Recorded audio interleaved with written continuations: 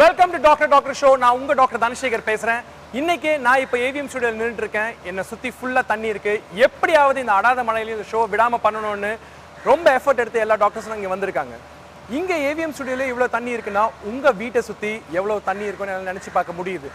இந்த மழை காலத்துல இவ்வளவு தண்ணி இருக்க இடத்துல தண்ணினால என்னென்ன பிரச்சனைகள் வரலாம், மழை காலத்துல வரக்கூடிய நோய்களை பத்தி தான் இன்னைக்கு ஷோல பேச போறோம். ஷோக்கு போலாம் வாங்க.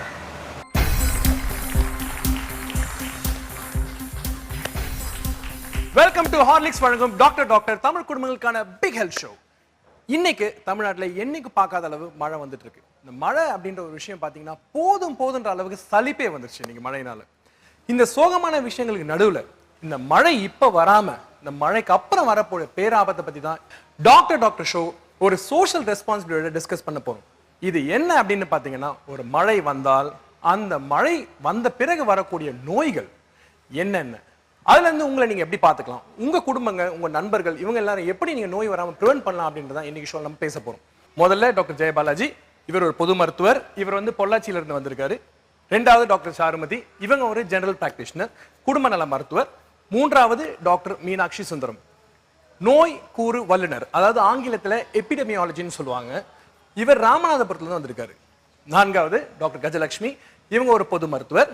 அண்ட் அஞ்சாவது டாக்டர் சாமுவேல் தினேஷ், இவர் நார்த் மெட்ராஸ்ல இருந்து வந்திருக்காரு, ஒரு பொது மருத்துவர். Welcome to show doctors. இப்ப தமிழ்நாட்டுல பல விதமான வெதர் கண்டிஷன்ஸ், பல விதமான சீதோஷ நிலைகள் இருக்கப்போ இந்த சீதோஷ நிலைகள்ல வரக்கூடிய நோய்கள் பல வகையானவை. இந்த எந்தெந்த சீசன்ல எந்தெந்த வகையான நோய்கள் வரும் அப்படின்றத டாக்டர்ஸ்ட்டு கேட்க போறோம். நம்ம இந்த சீசனே எடுத்துக்குவோம். இப்போ மெயினாக தண்ணீர் தான் முக்கியமானது. தண்ணீரால் பரவக்கூடிய வியாதிகள் அது பார்த்தீங்கன்னா காலரா, டைஃபாய்டு, வயிற்றுப்போக்கு, வயிற்றிழச்சல், அதாவது டிசென்ட்ரின்னு சொல்கிறது, லெப்டோஸ்பைரோசிஸ் எலிக்காய்ச்சல், அமீபியாசிஸ், ஜியாடியசிஸ், இதெல்லாம் தண்ணீரால் பரவக்கூடிய வியாதிகள். அடுத்து பார்த்தீங்கன்னா தண்ணீரோட சம்பந்தப்பட்டது, அதாவது சில உயிரினங்கள் தண்ணீர்னால தான் உயிர் வாழும். அந்த தண்ணீர் இல்லைன்னா அந்த உயிரினங்களே இருக்காது. ஸோ அது கொசு.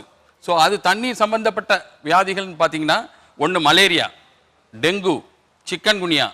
உங்க அனுபவத்துல இன்னைக்கு வெளிநோயாளிகள் பிரிவில் இல்லை உள்நோயாளிகள் பிரிவில் நீங்க அதிகமா பார்க்கக்கூடிய நோய்கள் எது சொல்லுங்க சார்? இன்ஃப்ளூயன்ஸா, ஃப்ளூன்னு சொல்லக்கூடிய ஒரு வைரஸ் தான் இந்த ஓபிக்கு ரொம்ப அதிகமான காய்ச்சலை உருவாக்குற ஒரு கிருமி. இந்த இன்ஃப்ளூயன்ஸா என்னது அப்படின்னு கேட்டோன்னா, அது ஒன்றுமே இல்லை, காமன் கோல்டு அப்படின்னு சொல்லக்கூடிய ஒரு சாதாரண வைரஸ் தான்.